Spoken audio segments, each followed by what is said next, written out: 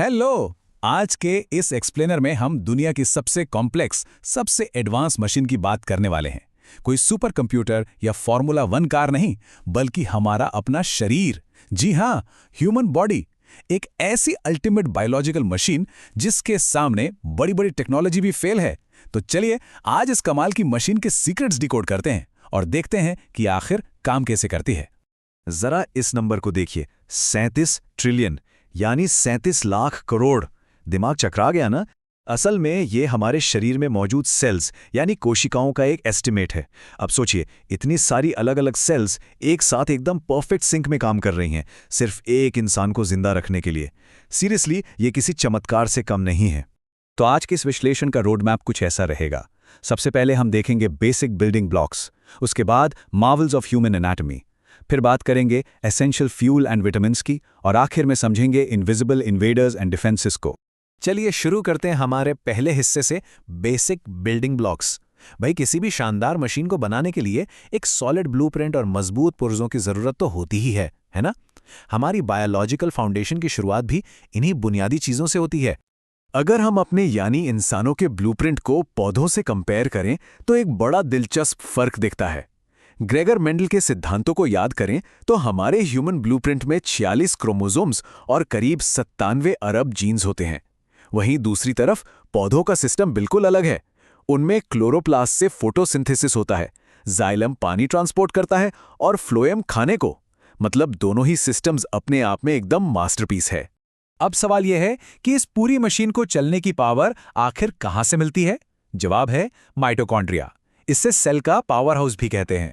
ये छोटे छोटे पावर प्लांट्स एटीपी यानी एडेनोसिन ट्राइफॉस्फेट बनाते हैं। आसान भाषा में कहें तो ये हमारे शरीर की एनर्जी करेंसी है, जिससे हमारे उन 37 ट्रिलियन सेल्स को अपना अपना काम करने की फुल एनर्जी मिलती है। और हाँ, एनर्जी के साथ साथ साफ सफाई भी तो जरूरी है। ये काम लाइसोसोम का है। इसे सेल का सुसाइड बैग या आत्मघाती थैली कहा जाता है। क्यों? क्योंकि जब कोई सेल पुरानी या डैमेज हो जाती है तो ये लाइसोसोम उसे नष्ट कर देता है ताकि शरीर को कोई नुकसान न पहुंचे। एकदम परफेक्ट और इनबिल्ट वेस्ट मैनेजमेंट सिस्टम। अब आगे बढ़ते हैं हमारे दूसरे सेक्शन की तरफ, Marvels of human anatomy by the numbers.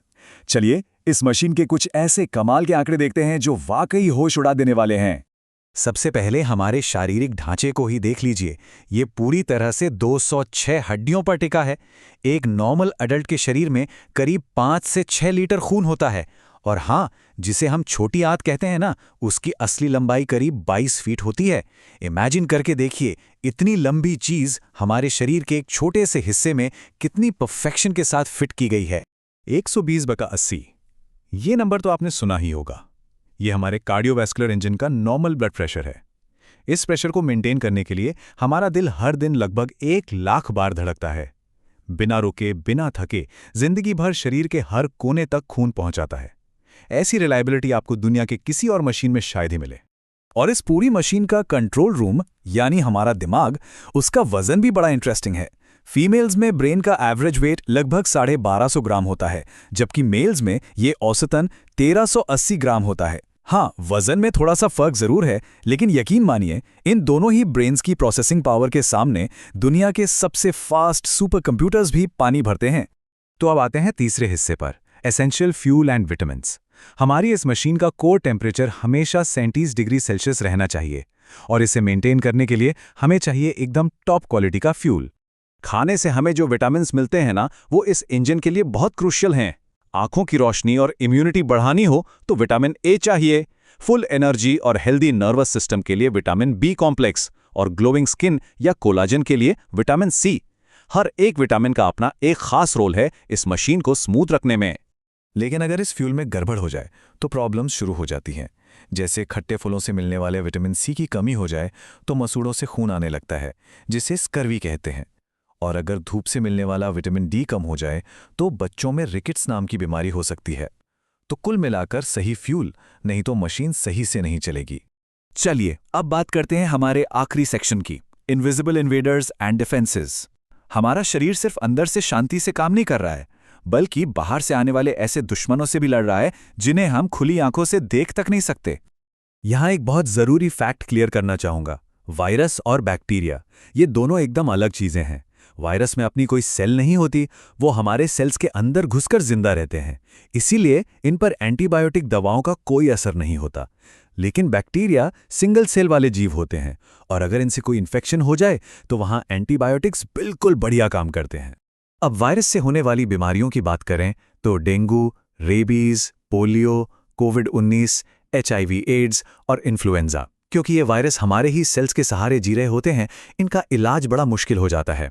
इसीलिए दवाइयों से ज़्यादा इन बीमारियों से बचने का सबसे सॉलिड तरीका वैक्सीनेशन यानी टीकाकरण ही होता है। दूसरी तरफ जो बैक्टीरियल बीमारियां हैं उनका खेल अलग है। टीबी, हैजा, टाइफॉइड, टिटनेस और निमोनिया, ये सब खतरनाक बैक्टीरिया से फैलते हैं। जैसे हैजा विब्रियो कॉलेरी से होता है और टीबी माइकोबैक्टीरियम ट्यूबरक्लोसिस से। गनीमत यह है कि टाइम पर एंटीबायोटिक्स लेकर हम इन बैक्टीरियल इन्फेक्शंस को पूरी तरह हरा सकते हैं।